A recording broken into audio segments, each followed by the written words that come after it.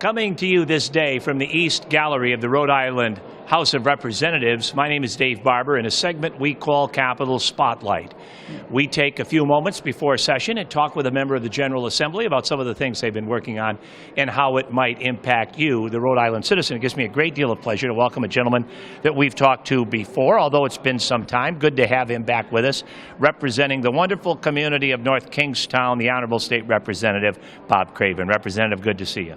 Thank you, David. Good to be here. And you're in your second year in the House of Representatives, and I'll tell you, you came out of nowhere. You were an interesting success story in politics, kind of at the last minute decided to throw your hat in the ring, and here you are mixing things up.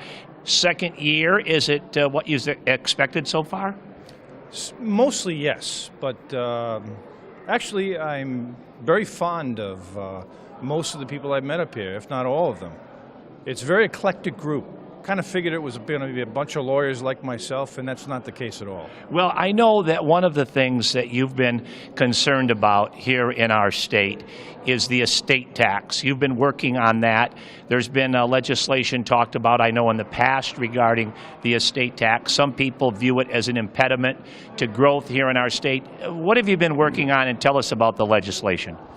I've submitted a bill which has the support of the leadership, particularly one of the prime sponsors is Leader Mattiello. The bill will do two things and have an appropriate result. The first thing it's going to do is raise the limit by which one can be exempt from the estate tax from about $900,000 to $2 million. The second thing it will do is currently, if you had $900,001, they would go back and tax $1. There will be no reach back under this bill, and you will be completely exempt from taxes up to $2 million, and then from their dollars thereafter, you would be taxed. Yeah, and so it was interesting because one might think that if the ceiling was $900,000 and they had an estate of $910,000, they'd pay taxes on just the $10,000, but that isn't the case currently. That is not the case. No. And why is it important? What will be the upside benefit if this legislation goes into effect? Well, it'll help us retain people that are currently being advised by lawyers all across the state to establish residency in another state where the estate tax is either eliminated or more favorable. And let me tell you a perfect example. I'm an attorney. The Rhode Island Bar Journal comes out once a month. And in November, the feature article, it was kind of like how-to for lawyers to give them advice, was the estate tax. The first thing that they suggested that lawyers do when they sit down with a client who's planning an estate was to establish residency in another state. Now, one of the things that does is it causes someone to leave Rhode Island and establish residency for at least 6 months and a day, and an unintended consequence, I believe, from avoiding the estate tax is if you're not a resident of Rhode Island, you don't have to pay state income taxes. So your CPA the following year would say, by the way, Bob, you don't have to pay income taxes anymore. And so for the duration of their life, we've lost them as a resident, and they are no longer going to have to pay a state income tax. Now, as we deal with this, winter vortex, are some of the states that are more favorable, i.e., to the estate tax, are they in warm climates by chance? By chance they are, yes. Many of them are. Florida being the most likely destination, so to speak.